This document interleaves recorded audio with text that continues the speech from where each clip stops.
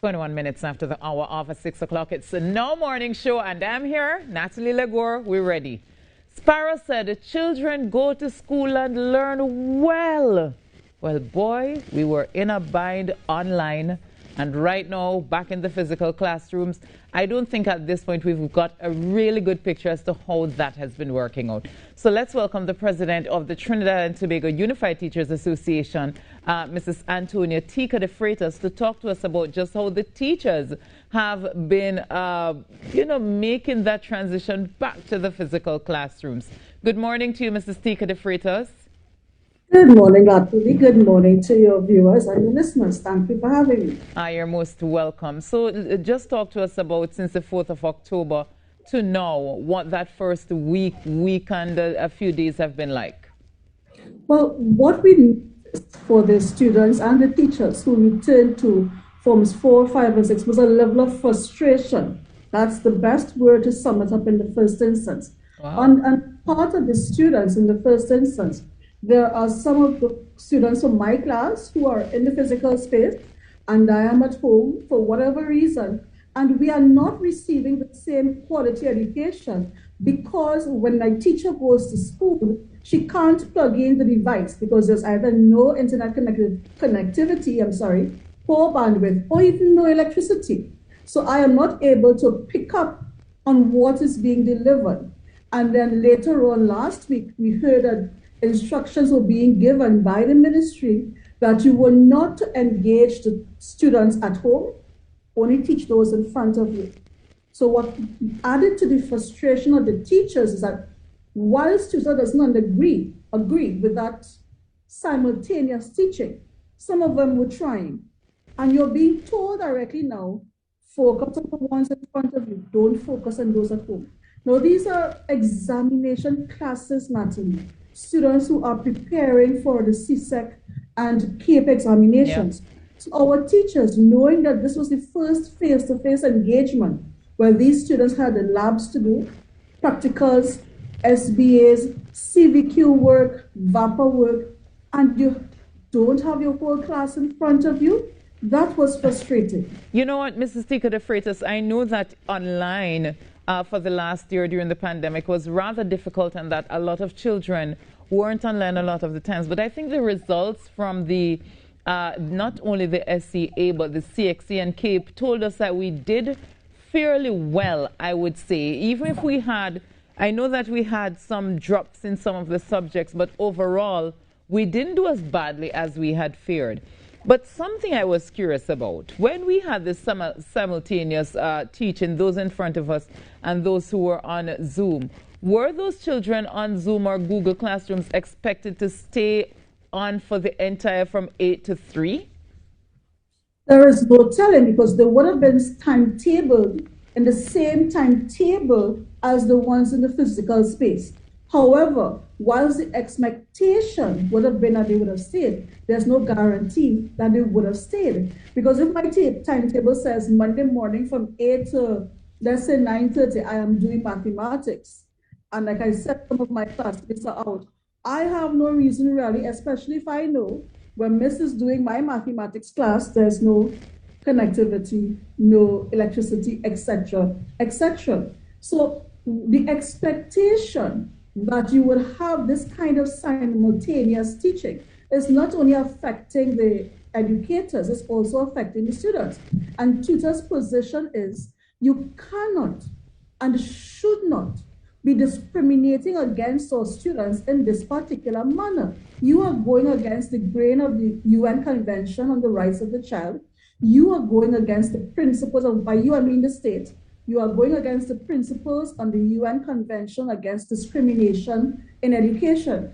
You are also going against basic constitutional rights. Now, here's why it's frustrating for us, Natalie. We have taken this stance in Trinidad and Tobago. The state probably feels that by taking this approach, it could bully or encourage persons into vaccinating their teachers, into vaccinating their students. My apologies. CXC is not going to take that into consideration. CXC has already set their time frames and their deadlines, and they would expect that each territory would keep up with the timelines and the time frames that they have set. So is it that when you take the stance, only the vaccinated students in school for forms 4 to 6, that we are now going to approach CXC and say, listen, there's 80% of our cohort of students who are not in the classrooms because they are not vaccinated. Please make allowances for us.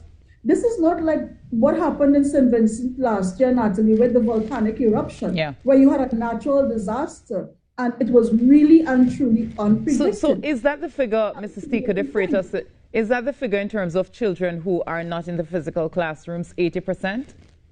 At this point in time, that's a rough estimate, because what we are seeing on any given day, let's say, depending on the size of the school, of course, in one class, in one school, you may expect that, okay, timetable, I may have 100, 120 students turning out who are vaccinated. I have 4. In one school, we had 52 students who are vaccinated and who were expected to turn out. You had 49, which is fairly good, and it will tell you it's a different kind of school. And that's the other disparity we are seeing. Where you have higher achievers, the parents are saying, well, okay, I'm going to take the risk. I'm going to send my child out. But we know also there are some parents who've had the children vaccinated and they're still not sending the children out, especially with the fear of the Delta variant being a community spread. And the fact that we are seeing the Delta variant in the breakthrough cases that are occurring in our schools now. So it's very, very worrying situation. Do we have any data, if it's even just rough data, as to how many children we have in each school? Because the reality is that, let's say for forms 4 to 6, for forms 4 to 6, as you said, let's say we might have 200 students in that pile. But the thing is, how many classes do you normally have, and how many children are showing up for each of the classes? Well, it would depend on the subject area. For example, if you go, for example, to a VAPA subject, let's say drama or dance, that's a class that would be smaller in number as opposed to a class of, let's say, chemistry students at the same Form 5 level. The reality is what the principals are reporting, what the administrators are reporting, is that the parents who would have communicated, my child is vaccinated, my child will be coming to school, you don't have the students matching the number coming to school on a daily basis for whatever reason. One of the things parents have already also said is that, listen, okay, my child is vaccinated, I'm willing for them to go to school. But you see right now, I can't afford to buy uniforms. I bought the books. I can't afford to buy uniforms, to organize for lunches, to organize for school transport. So there's no consideration for the socio-economic situation of the parent. And we see that will happen with the projection for the forms 1 to 3 students to come out as well. Before we even get to the forms 1 to 3, Mrs. Tekah De Freitas, you indicated that the Ministry of Education gave a directive that the teacher should not engage those who are at home for forms 4 to 6. So what has been happening to them? Well, the students have not been taught. Now, mind you, TTUTA, as I said earlier, TTUTA is not in a position to agree with that simultaneous delivery. And it's a bit unfair for the ministry to say, because of the teachers, we are bringing out forms 1 to 3. The challenge the teachers face would have been going into physical school, teaching my form 4 or 5 class, the few that I have, and still doing synchronous delivery with the lower forms. And the compromise there has been, if I go to school, then I teach my form 3 class or my form 2 class using the asynchronous modality. It is not fair to say that because of that, you are bringing children out. That's not the teacher's issue. So more children out, and still expecting teachers to teach forms 1 to 6, some on the compound and some at home simultaneously, is where teacher will draw the line and say no, because you are now breaching our terms and conditions. You have not discussed with us. Natalee, listen. But Mrs. Tekah De Freitas, not the same way the public did. Let me just cut you a little bit, because we still had something similar when we were online, where we had some children who were online and some who were doing printed packages, which meant that the teachers... packages is different. The packages is different, Natalie, because I know I can control the time, the space, the period for delivery and return of packages, etc. And packages, I have time to prepare. What you're telling me is that I have to prepare my lesson in two modalities, because you've heard us say planning for virtual engagement is different from planning in the physical space. And I have to plan now with the presumption on understanding I don't have the appropriate facilities in school, but I still have to teach those at home. And therefore, you cannot simply say, okay, we're going ahead. We're giving the teachers devices. We are giving the teachers and students additional MiFi devices that boost connectivity. Let's do the simultaneous teaching. No. The reality is you will still have children who are left behind.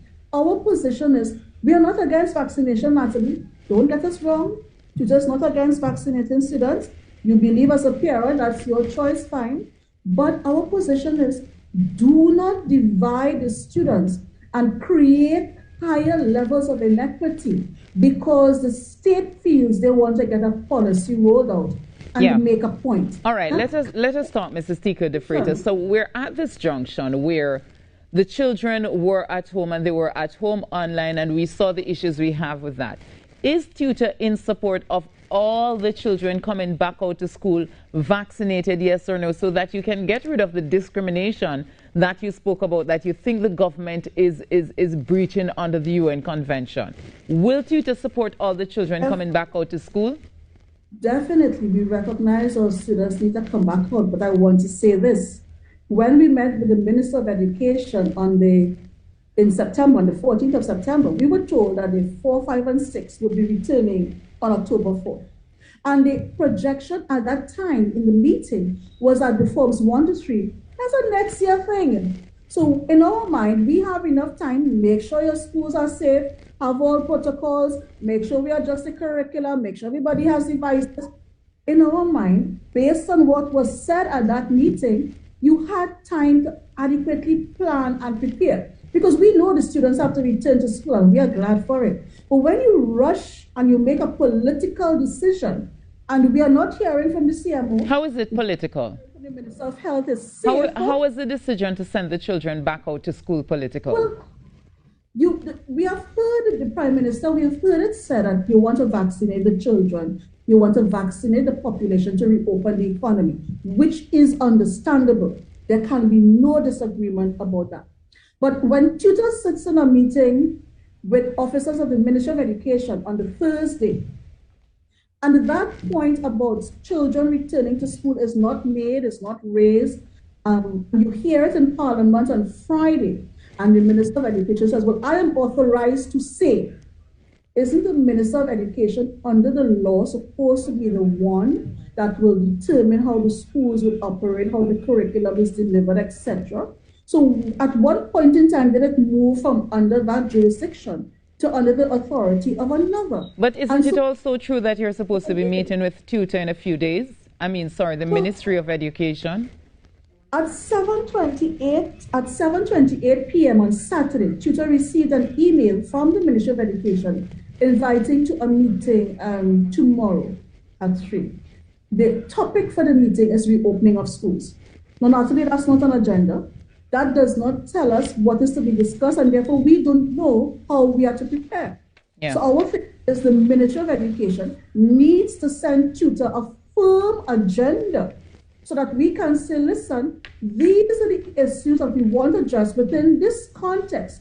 Don't tell us, come, hear what you have to say. Oh, okay, all right, I take note. And then the Prime Minister says, well, we heard the advice and we decided that we're not going to take it. We're going to do otherwise. That's not consultation. That's not how you treat a union. All right. And at the end of the day, our advocacy is not for our members. You see, in this case, it's about welfare and the rights of the students. And we are prepared to fight for that. Mrs. Tekah De Freitas, we are out of time. But as usual, thank you so much for being with us here on the Now Morning Show. Thank you for having me. Please continue to be safe. You are most welcome. You too. Tekah De Freitas there talking to us about, just the lack of consultation that with the Ministry and Minister of Education, and that just this simulcast that they were trying wasn't successful, and TTUTA is in support of all the children going back out to school, vaccinated or unvaccinated. But